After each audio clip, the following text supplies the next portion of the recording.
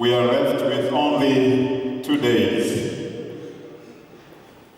That is tomorrow and after tomorrow. Only 2 days left. How fast time flies.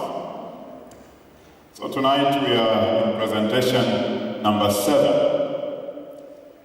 We are going to be talking about the Lamb speaking like a dragon. The Lamb speaking like a dragon. We have been here and we have learned the truth. We have gone through the scriptures and we have seen God's plan for our lives. And tonight, we are going to have a special appeal. Tonight, it will be your time and your chance to decide to come to God's side. Just to set a stage, we will be having a special appeal right at the end of our presentation tonight. The Bible tells us in the book of Mark 16, verse 16, the Bible says, "Whosoever believes and is baptized will be saved." There is free salvation for whoever will. There is free salvation for whoever wants. Free from sin and guilt. And tonight there's a promise that you can walk in a newness of life. Do you believe?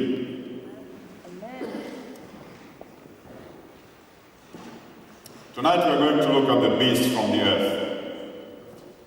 The Lamb that speaks like a dragon. Yesterday we talked about the seals. And we have seen where we are in the prophetic timeline. We saw clearly that we are almost home.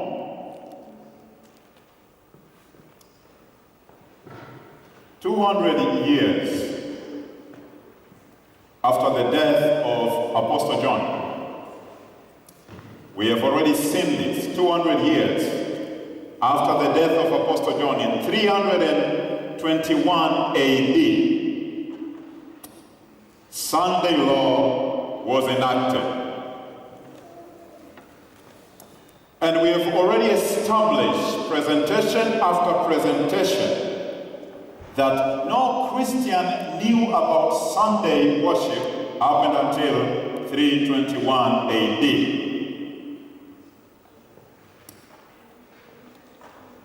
But you know, the Catholic Church also admits that they changed the Sabbath. This is what they say in the Catholic Encyclopedia, volume 4, page 153. They say, the Church, after changing the day of rest from Jewish Sabbath of the 7th day of the week, made the third commandment refer to Sunday as the day to be kept as the Lord's Day. The Bible, the book of Revelation, refers to 2 women. The first one is in Revelation 12. We have seen that. We have talked about that. The other one is in Revelation 17. But as you come to the woman of Revelation 17, Bible gives us something very unique about this woman. We have seen Revelation 12. The Bible would step aside and say, here is the patience of the saints. Here are they, which keep the commandments of God and have the faith of Jesus. But when we come to Revelation 17, the Bible brings in something unique about the character of this woman. And the Bible says she's decked with jewelry. The Bible says in verse 4, this is what the Bible says, and the woman was arrayed in purple and scarlet color, and decked with gold and precious stones and pearls, having a golden cup in her hand, full of abomination and filthiness of her fornication. Covered with jewelry. While the woman of Revelation 12 is pure. In the Old Testament, jewelry had special use. They used jewelry in different ways. They didn't have rubber band. They didn't have ABN AMRO. Neither ING. So the more jewelry you had, that determined how rich you were. So jewelry was their money. In Hosea 3 verse 2, you remember the story of Gomer and Hosea, when the Bible, God tells Hosea, go and bring her back. And Hosea would say, so I brought her to me for 15 pieces of silver. You also remember in Acts 3 verse 6 when Peter is passing by and this man is asking for help. But Peter would say, silver and gold what? Have I none. What Peter is saying, I am broke. I have no money.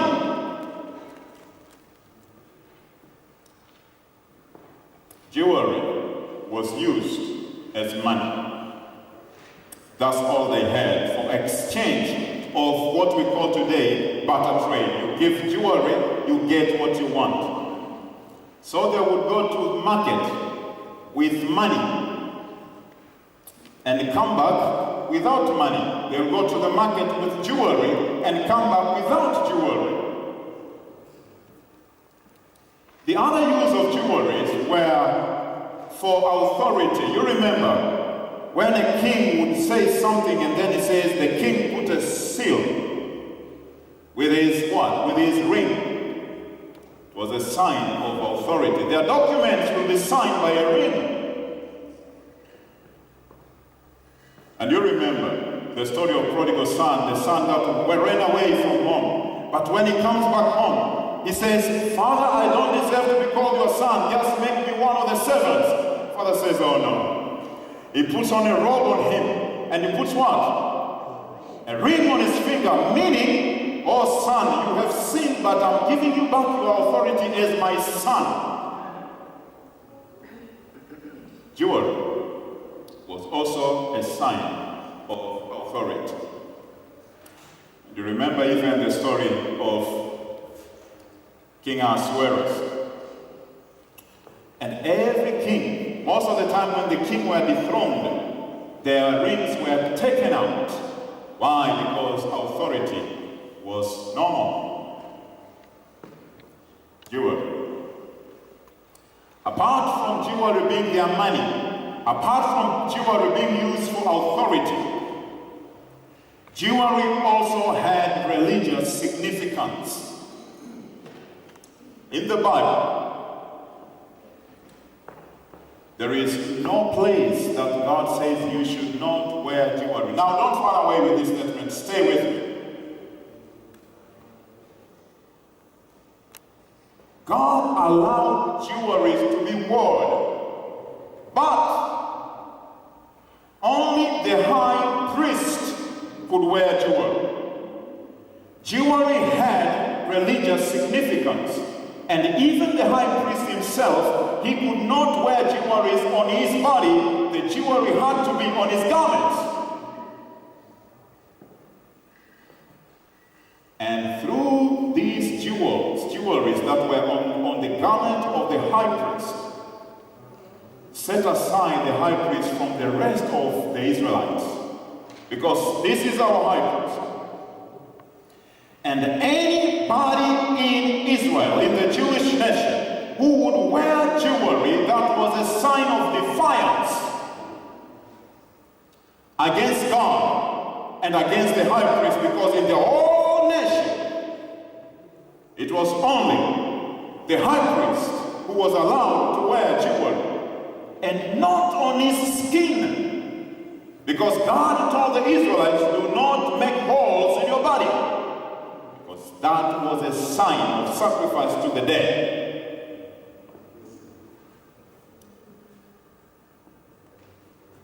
But now, we come to Revelation 17 and verse 4. We see, and the woman was arrayed in purple and scarlet color, and decked with gold and precious stones and pearls, having a golden cup in her hand, full of abomination and filthiness of her fornication. Somehow, God is showing John in a vision a woman whose defiance against God, because John knows the system. He knows it's only the high priest to wear jewelry, and not on his skin, but on his garment. But now he's shown in the vision a woman defiant against the authority of God and defiant against the high priest.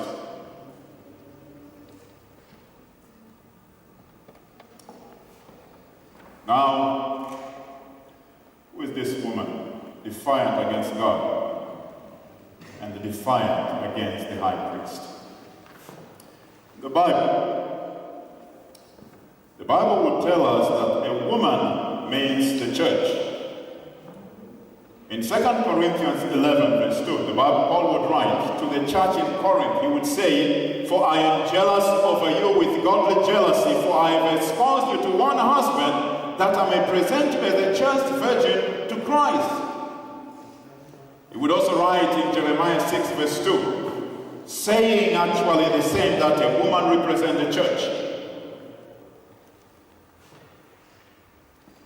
We saw yesterday, right from the Old Testament, God is looking at the nation of Israel and he says, "That's my church, the church in the wilderness." We saw that in Acts 7, verse 38. So a good woman is a good church, and a bad, defiant woman is a bad church. Now John sees the good and the defiant church through her adornment and the way she puts her clothes and jewelry. Looking at this bad woman, looking at this bad church, Apostle John would still write in Revelation 17 verse 6, this is what he would say, "And I saw the woman drunken with the blood of the saints and with the blood of the martyrs of Jesus, and when I saw her, I wondered with great admiration." The other translation will say, "I wonder with great amazement." The angel would tell John later on, "No, don't be surprised. I will show you the secret of this woman. I will show you the secret of this church."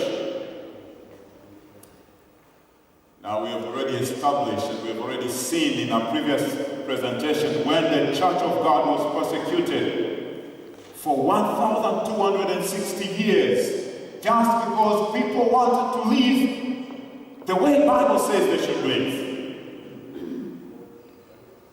We have already established that started from 538 to 1798.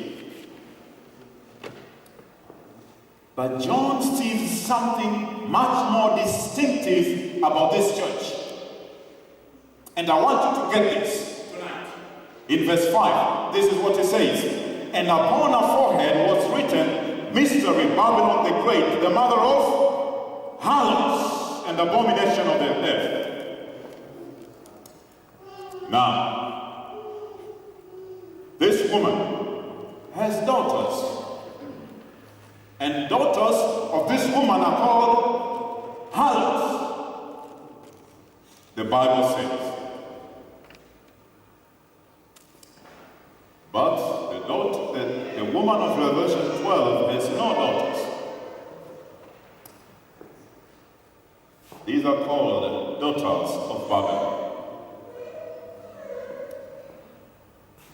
The churches that follows the same system as their mother, the Bible calls them daughters of Babylon.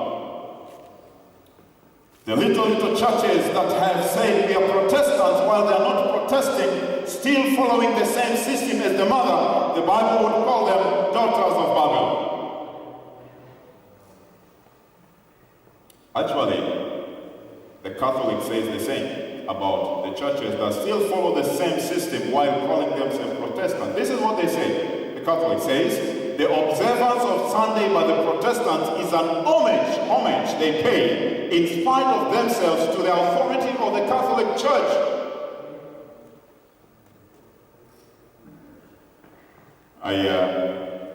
I tried to read a bit about different churches and what they say. I will not spend much time in this because we have a lot to cover tonight, but just to take you through a bit quickly.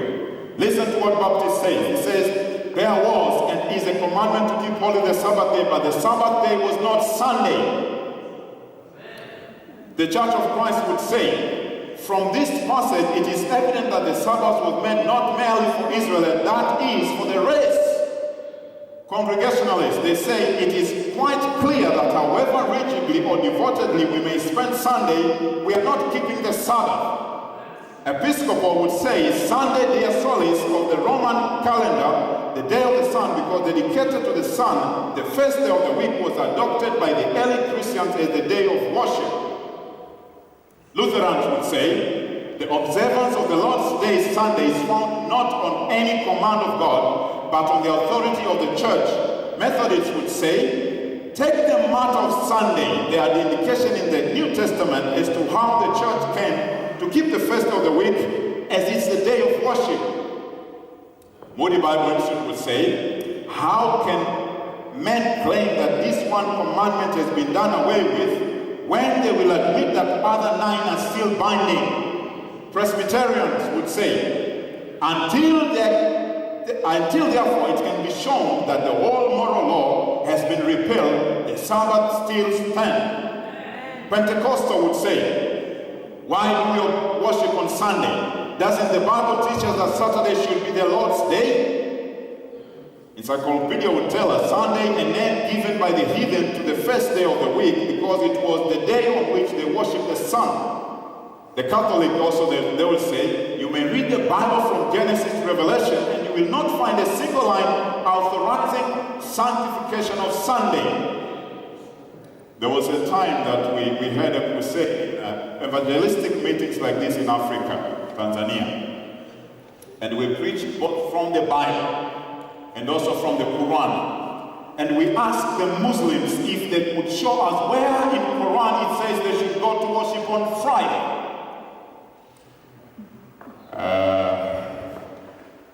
News came later on that we were about to be attacked by the Muslims. Not only that, there was a gang that was sitting from both Christians and Muslims who wanted to burn our camp down. But one of our representatives went and says, but we are willing to dialogue. If you can show us from the Quran where you have to go to worship on Friday, and you show us from the Bible where you have to go to worship on Sunday, these meetings will stop. And later on, I went on stage to preach. And my other brother also mounted the stage to preach. We gave pledge. He said, if anybody in these meetings will convict us of these facts, we are stopping these meetings, and also we are giving all these possessions we have. We had a beautiful car, Prado. We had, not mine, we had other possessions. I had nothing to give, so I just said, let me just mention an amount. They are not going to find it anyway. So I said, I'll give 200,000. They're not going to find it anyway. And that aggravated people because there is no proof. Now this is what we told Muslims, right from the Quran. This is what we told Muslims in those meetings. We say, in the Quran, ayah, Surah 4, ayah 154 says, Quran, and we say to them, do not transgress on the Sabbath. And we took from them a solemn covenant. Even the Quran admits.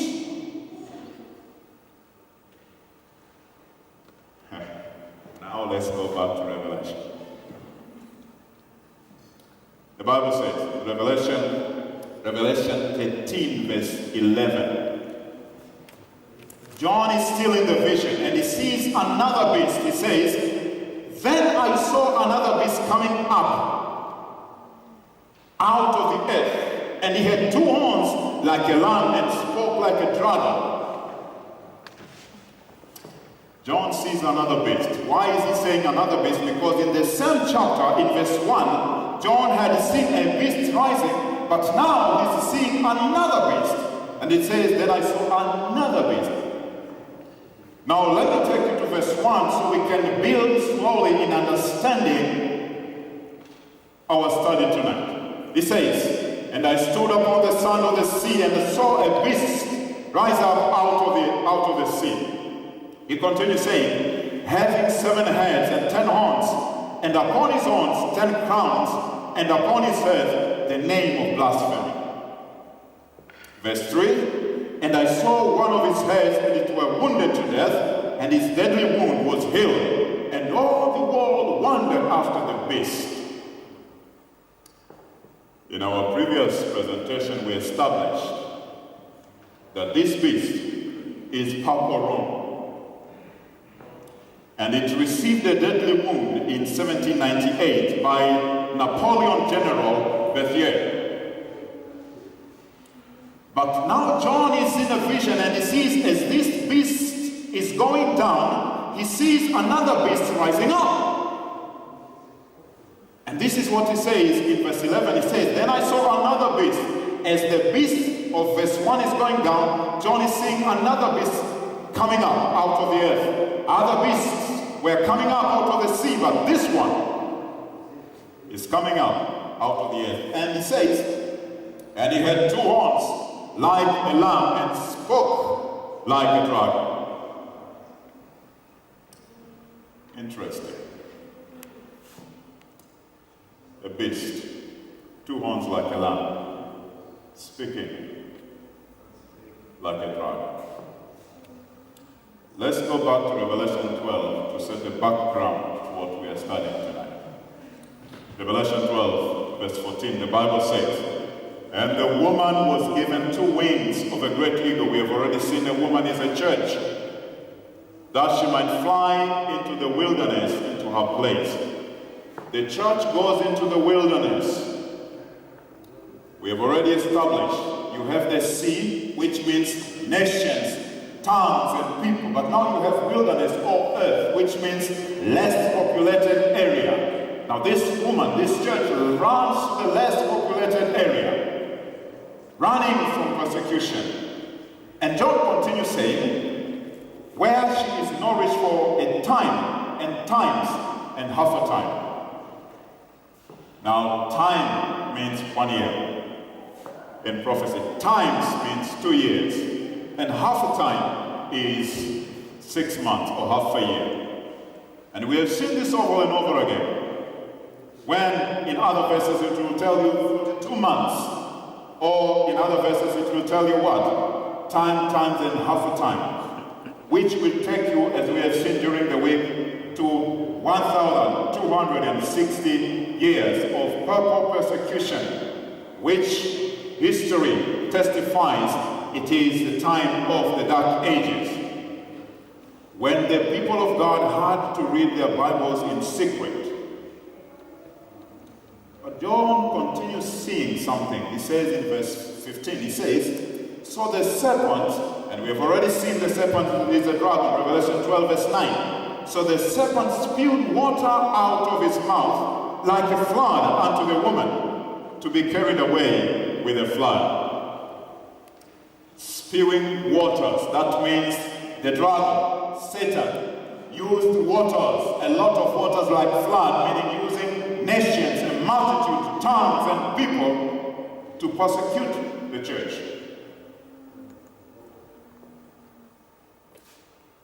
He continues saying in verse 16, but the earth, meaning less populated area, helped the woman, helped the church, and swallowed up the flood. The people were gone, which the dragon, Satan, had spewed out of his mouth. Less populated area provided a shelter for the persecuted church. In 17th century, America was found in a less populated area. As Christians Christians were fleeing persecution from Europe, from these beasts, they all ran to America, a place where they could find refuge, a place where they could worship God in freedom. And then the Bible would say, the earth helped the woman. The less populated area helped the woman. The church found refuge in America. And as they came to America, these Christians fleeing persecution, they say, in this place, we will worship God in truth and in spirit. In this place, we will have religious freedom, they say. In this place, we will have no king to rule over us. In this place, they say, never will we allow the church and state to unite. In this place, they say, never will a pope set his foot on America again. But in an historic event, in 2015, the Pope would step in America, not only stepping in America, but preaching both to the Congress and to the House of Representatives. And the Bible would write something that the founding fathers of America would never think about, something it will never cross their mind, that one day a pope would step in the soil of America. But the Bible would write in Revelation 13, verse, the whole world wandered after the beast.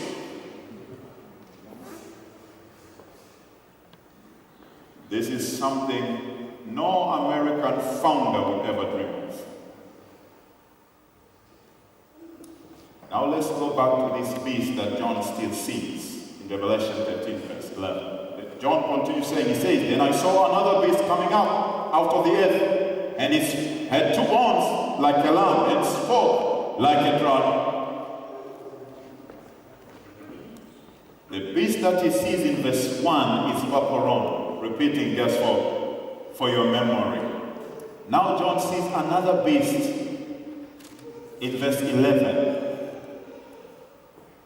As Paparon gets his deadly wound in 1798, America also rise at the same time in 1798. In 1798, that's the year the nation of America was established as a nation.